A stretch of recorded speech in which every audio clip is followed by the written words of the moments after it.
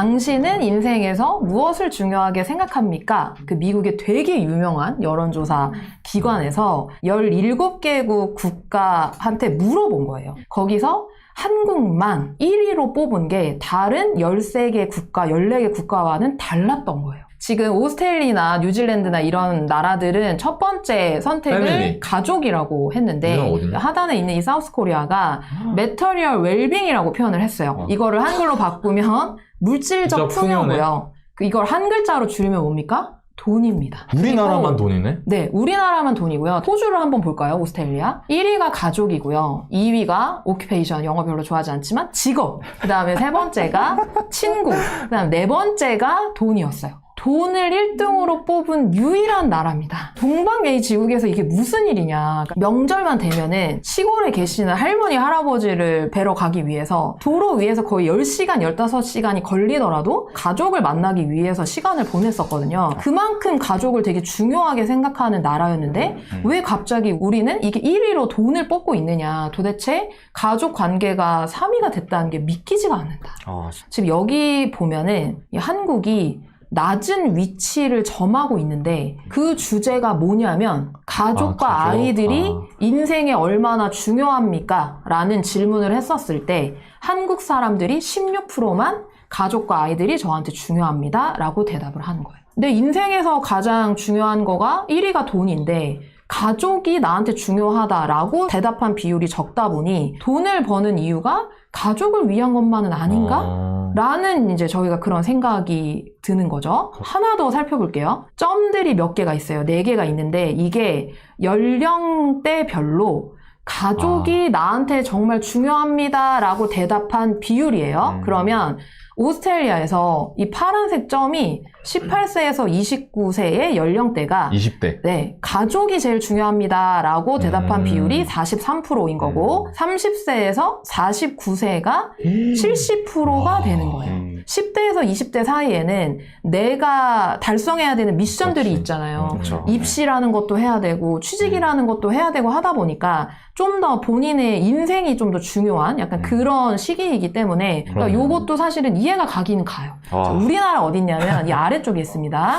우리나라가 이거 좀 10대, 20대는 3%만 가족이 중요하다라고 대답을 했고 심지어 가족 구성원을 형성하고 있는 3040의 비율은 25%밖에는 안 돼요. 비율이 굉장히 낮은 거죠. 이건 뭐냐면 나한테 이 일이 얼마나 중요합니까? 라는 질문을 던졌을 때 로어 인컴, 그러니까 저소득을 받는 사람들이 23%가 저한테 되게 중요해요 라고 대답을 한 거고요. 스웨덴 사람들이 하이어 인컴은 고소득인 사람들이 52%나 되는 거예요. 근데 뚜두두두두 내려오면은 한국은 어떠냐면은 5%, 8% 소득이랑 상관없이 이 일이 제 인생에 가장 중요해요 라고 대답한 비율이 스웨덴이랑 비교하면은 거의 10분의 1 정도 수준밖에는 안 되는 거예요.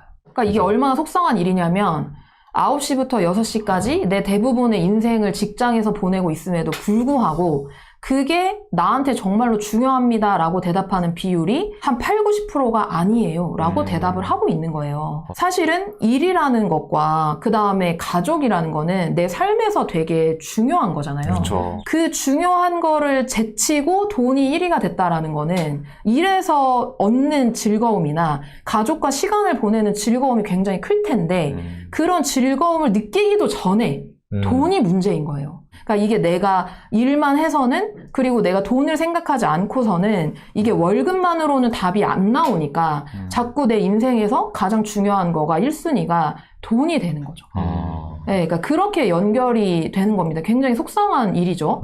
그래서 월급 받아서 부자 되는 거 이런 얘기는 사실은 상상도 못하고 있는 거죠. 저희 한국 사회에서는. 그렇다라고 한다면 왜 우리는 월급으로는 이게 보장이 안 될까? 이유를 가지고 와봤습니다. 돈이 최고인 나라에서 어떤 일이 벌어지고 있냐 보면 우리나라 평균 소득 상승률이 6년 동안에 3.5%에서 6%까지 올랐어요. 근데 여기서 중요한 게 물가 상승률을 보시면은 0.9%에서 5.1%까지 6년 사이에 물가가 오른 거예요. 그러면 실제적으로 내 월급이 체감상 얼마나 늘었냐라는 거를 보면은 6년 사이에 2.6%에서 0.9%로 줄어든 거예요. 그래서 물가 상승률 5.1%를 감안하면은 실질 임금이 1%도 오르지 않게 된 거죠. 이 표는 뭐냐면은 우리나라에서 고연봉 1억 정도의 연봉을 받는 비율이 상위 5%구나. 네, 상위 5%, 연봉 1억, 직장 이렇게 이제 얘기를 하면은 어떤 느낌이세요? 아, 너무 네. 가고 싶다. 네. 네. 근데 실제로 국민연금이랑 건강보험이랑 요양보험이랑 이런 거를 다 월급에서 자동으로 쭉 나가면은 연봉이 1억이어도 내가 받을 수 있는 실수령액이 652만 원 정도인 거예요. 그러면 이제 그 밑에 있는 연봉들은 사실은 더 적겠죠, 이거보다. 그러면 우리나라에서 상위 5%에 652만 원을 가진 분들이 절반 정도를 저축한다라고 하면은 한 300에서 350만 원 정도 저축하지 않겠습니까? 그렇죠. 그것도 솔직히 많이 하는 거죠. 예시로 한국에서 사람들이 좋아하는 아파트의 전세가를 가지고 와봤어요. 예, 아크로 리버파크하고 이편한 세상 마포 리버파크하고 이런 단지들의 전세가가 지금 10억이 넘는 거예요. 상위 5%의 고연봉인 분들도 전세로 11억을 들어간다라고 하면 몇 년을 모아야 될까요? 30년 정도가 걸리죠. 근데 이거는 자문이 너무 비싼 전세가잖아요. 현실적으로 와닿지 않는데 지금 서울에서 한 6, 7억 정도인 전세가를 들어간다라고 해도 20년 정도가 걸립니다. 월급을 모아서 내가 서울에서 신축 아파트 전세가 6, 7억도 들어가는 거가 굉장히 어렵다라는 상황에 처해져 있는 거죠. 그러니까 이런 일이 벌어지는 겁니다. 이런 일이 아주 자연스러운 거지. 비트코인으로 10억을 번 공무원이 있다는 거예요. 이 사람이 압구정 현대를 오늘 바로 사러 간다고 글을 올린 거예요. 이걸 보니까 와, 비트코인 10억 장난 아닌데? 그럼 이제 많은 분들이 이걸 보고 어떤 생각이 드냐면은 나도 한번 해볼까? 라는 이제 생각을 하게 되는 거예요. 그럼요. 실제로 우리나라에서 지금 20대 분들이 이런 분위기가 형성이 되니까 가상화폐하고 주식 투자를 한 다음에 한 방을 노린 20대들이 빚내서 투자를 해서 파산에 처해져 있는 20대가 45%인 거예요. 굉장히 심각한 상황인 거죠. 공감이 돼요. 왜냐하면 실질 소득을 느껴본다면 이거 내가 이렇게 모아도 답이 안 나올 것 같은데 한 방으로 한번 벌 수밖에 없는 상황이구나 라는 생각이 들 수도 있을 것 같아요. 어쩌다 우리 대한민국이 이렇게 됐을까? 첫 번째로 턱없이 부족한 노후보장 제도가 이유가 있습니다. OECD 나라들 중에 이 연금소득 대체율이라는 게 있거든요. 내가 연금을 예를 들어 30살에 가입을 했어요. 그러면 50살까지 연금을 부은 거예요. 월급에서 이제 자동으로 나가죠. 그때 받았던 평균 소득이 5천만 원이다 라고 한다면 이 연금소득 대체율이 미국은 80%지 않습니까? 5천만 원의 80%인 4천만 원을 내가 소득이 끊긴 다음에도 나라에서 주는 거예요. 천조국, 천조국. 네. 우리 한국은 어떠냐면은 지금 이거 색깔이 다르거든요. 진한 파랑이랑 완전히 또 하늘색이 있어요. 찐 파랑이 뭐냐면 국민연금을 얘기하는 거고요. 중간 하늘색이 퇴직연금이고요. 그 다음에 완전 연한 파란색이 개인연금인데 제가 이걸 왜 나눠서 설명을 드리냐면은 우리나라에서 국민연금을 가입한 비율은 굉장히 높은데 퇴직연금이랑 개인연금을 가입한 비율은 낮아. 굉장히 적어요. 그래서 여러분들이 이 표를 보면은 47%니까 영국이랑 별 차이가 안 나는데 그게 아니고 퇴직연금이랑 개인연금을 가입한 비율이 거의 없기 때문에 국민연금 기준으로만 보면은 내 연금 소득 대체율이 26%밖에는 안 되는 겁니다. 내가 연금 가입 기간 동안에 평균 소득이 4천만 원이었어요. 그러면 26%만 돌려받는 거예요. 연금으로. 한 1,000만 원 정도 되는 거죠. 소득 대체가 진짜 안 되는 거네요. 그쵸. 우리나라에서 월급만으로는 답이 없는데 노후 보장이 안 되다 보니까 한국 사람들이 한탕에 빠지게 되고 그리고 내 노후를 어떻게 해야 되지? 나 혼자 어떻게 감당해야 되지? 라는 걱정이 커진다는 거예요. 그래서 돈이 최고가 되어. 그래서 돈이 최고가 된 거죠. 그리고 이거 아세요? 한국 사람들 안에 비교 심리가 엄청 세요. 이게 누가 만들었는지는 모르겠어요. 근데 이런 놀이들이 되게 유행한다고 하더라고요. 그래서 이게 뭐냐면 대한민국 계급 측정기인데 연소득 3천만 원 이상이신 분들은 정해놓은 거예요. 너는 경기도 전세가 맞아. 연소득 4,500만 원 이상인 사람들은 야 너는 서울 전세가 맞아. 사실은 이런 거 보면 힘 빠지잖아요. 그렇죠. 내가 내 스스로의 한계를 짓지 않았는데 남이 정해주니까 이게 너무 화가 나는 상황인 거예요. 또 하나 더 있어요. 이게 뭐냐면 이게 뭐야? 왼쪽은 시계고요. 오른쪽은 가방입니다. 회사에서 평사원 정도면은 이런 시계를 차세요. 그게 어머. 뭐냐면은 태그 호이어인 거예요. 아, 지금 회사에서? 네, 회사에서. 평사원이면 가방을 루이비통을 매세요. 근데 이게 대리 과장 임원 CEO로 넘어가면 굉장히 이제 어려워집니다. 자동차 계급도도 있어요. 이게 레벨에 따라서 이 정도 차는 모는 거야. 그러니까 정해놓은 거예요, 뚜껑을. 그러니까 이런 계급놀이를 굉장히 많이 하고 있다. 그리고 심지어 부자라면은 총자산 100억은 있어야지. 그러니까 내가 차고 다니는 거라도 시계나 가방이나 이런 거라도 부자처럼 살아야지 라는 그런 심리에서 자꾸 소비를 하게 되고 이런 계급놀이가 나오게 되는 거죠. 근데 나는 좀 그런 생각이 든다. 이게 돈이 인생의 전부일까? 지금 어떤 분이 이제 댓글로 달아주셨는데 인생의 99%의 문제는 돈으로 해결된다. 저는 저 말에 동의합니다. 동의하는데요. 99%잖아요. 그럼 나머지 1%가 있죠? 근데 그 1%가 겁나 중요한 거예요. 저도 돈이라는 게 굉장히 중요했고 그거를 위해서 돈을 벌기 위해서 진짜 열심히 살았지만 돌이켜보니까 돈이 인생의 전부가 아니라고 확실히 말할 수 있다. 물론 이 말은 드리고 싶어요. 아까 자모님이 준비해서 얘기하신 것 같이 우리나라 사람들은 참 문제야 라는 얘기를 하고 싶진 않아요. 왜냐하면 얘기했잖아요. 우리나라가 가지고 있는 어떤 특수한 상황 때문에 우리나라 사람들이 돈을 가장 중요하게 생각한다라고 믿고 싶어요. 그래서 여러분들을 위로해드리고 싶고 여러분들의 문제라고 얘기하고 싶진 않아요. 다만 위로만 하면 의미가 없잖아요. 위로만 한다고 뭐가 달라져? 그래서 돈을 위해서 사는 것도 좋지만 돈을 위해서 사는 과정에서 내가 왜 돈을 위해서 살려고 하는지를 알고 계시면 나머지 그 중요한 1%도 놓치지 않으실 수 있지 않을까. 네, 저는 그런 말씀을 좀 드리고 싶네요. 맞습니다. 네. 그래서 저도 사실은 이게 재테크 시작한 계기가 저희 아들 때문이에요. 재테크를 시작하기 전만 해도 월급은 나도 되게 적으니까 보여지는 게 전부라고 생각을 했어요. 그러니까 좀 이런 거 내가 보여지는 거에 좀 소비를 하는 게 돈의 목적이지 않을까? 라고 생각을 했던 시절이 있었어요. 근데 그렇게 살다가 저희 아들이 8개월 때 고열이 나가지고 이제 병원에 가서 입원을 한 7일 정도 했었는데 그때 이제 신장 한쪽이 완전히 이제 영구 훼손되는 일이 있었어요. 근데 더 심했던 건 뭐냐면은 그 당시에 소비만 하느라고 통장에 모아놓은 돈이 없었어요. 그래서 저희 아들이 퇴원하는데 병원비 낼 돈이 없는 거예요. 근데 그때 부모로서 되게 현타가 왔어요. 나는 그냥 아이만 낳아놓은 거지. 내가 아이를 책임질 경제적인 여력이 전혀 없구나. 라는 생각이 들면서 난 다시는 과거처럼 살지 않아야 되겠다. 라고 생각하고 저희 아들을 위해서 재테크를 시작을 했거든요. 그래서 이게 돈이 인생의 전부라고 얘기를 하지만 사실은 그 기저에는 가족을 위한 마음이 저는 있었거든요. 이 컨텐츠를 시청하시는 분들도 그런 마음이 있을 것 같아요. 저도 네. 여자친구랑 결혼을 생각하게 되면서 답이 없다 라고 느끼면서 시작한 것 같아요. 왜냐하면 저도 이제 공무원이었다 보니까 늦은 나이까지 계속 월급이 나오잖아요. 그냥 전세대출 이자 갚으면서 살면 되겠다 라고 생각했는데 이제 가족이 생길 걸 생각하니까 이거 안 되겠는데? 라는 생각이 드는 거예요. 그래서 저도 결국에는 가족을 위해서 저는 생각을 하게 됐었고 재테크로 그래도 수익이 좀 나다 보니까 돈이 중요하다는 생각이 안 들더라고요. 또 반대로 돈을 버는 목적을 여러분들이 잘 생각해 보셨으면 좋겠어요. 네.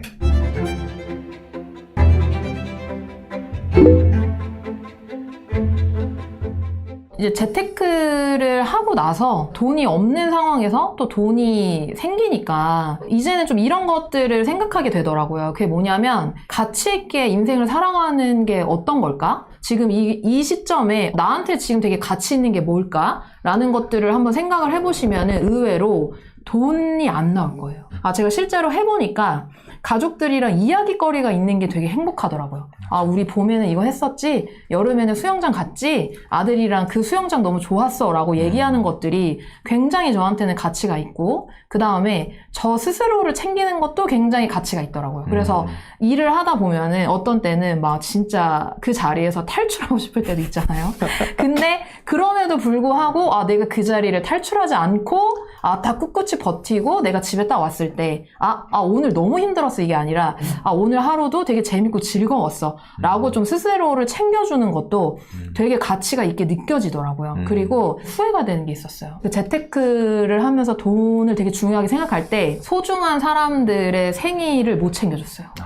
생일에 나타나서 선물 선물을 이제 주는 것도 사실은 좀 부담이 되고, 그리고 또 그 날에 나는 좀 뭔가 돈을 위한 행동을 해야 돼. 라는 그런 조급함이 있어가지고 제 주위에 있는 친구들, 가족들의 생일에 사랑하고 감사하다라는 마음을 소소하게나마 표현을 했어도 되는데 그런 거를 놓치고 살았더라고요. 그 과정을 통해서 돈은 벌었지만 그 과정에서 이런 걸 놓친 게 되게 후회가 되더라고요. 그래서 이걸 보시는 분들도 한번 내가 지금 놓치고 있는 게 뭐지? 라는 거를 생각해 보시면서 소중한 사람들을 같이 좀 챙겨보시면 좋을 것 같다라는 의미에서 이걸 넣어봤고요. 그리고 이게 있습니다. 돈이 제일 중요해 라고 생각할 때 저한테 일이 별로 의미가 없다고 생각했어요.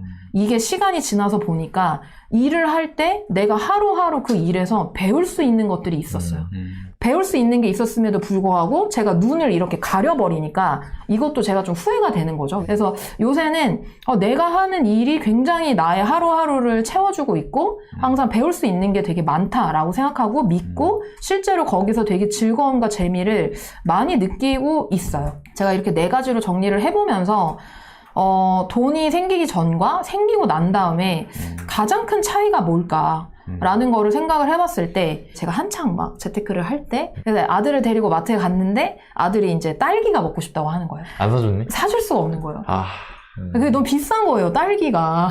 못 사줬는데 지금은 이제 저희 아들이 되게 말을 잘해요. 7살인데 엄마 나 딸기 먹고 싶어 라고 이제 하면은 그래 좋아 네가 먹고 싶은 거 같이 먹자 라고 하면서 그거를 고민하지 않고 이제 계산을 해서 아들의 입에 그 딸기가 새빨간 딸기가 들어가는 모습을 볼 수 있었을 때가 저는 정말 내가 돈을 벌기를 잘했다 라는 그런 생각이 들더라고요. 그래서 돈을 벌어서 뭔가 저를 치장하고 막 가방을 사고 차를 바꾸고 이런 것들이 저한테 있어서 굉장히 중요했다기보다는 가족들을 행복하게 만들어줄 수 있는 나한테 능력이 있다는 거? 그게 저한테는 굉장히 큰 행복이었던 것 같아요. 누구나 본인의 행복 추구권이 있잖아요. 우리 헌법에 명시돼 있잖아. 되게 안타까운 게 이 행복 추구권을 많은 사람들이 행사하지 않는 것 같아. 그리고 나도 그랬던 것 같고 행복으로 검색을 해봤다?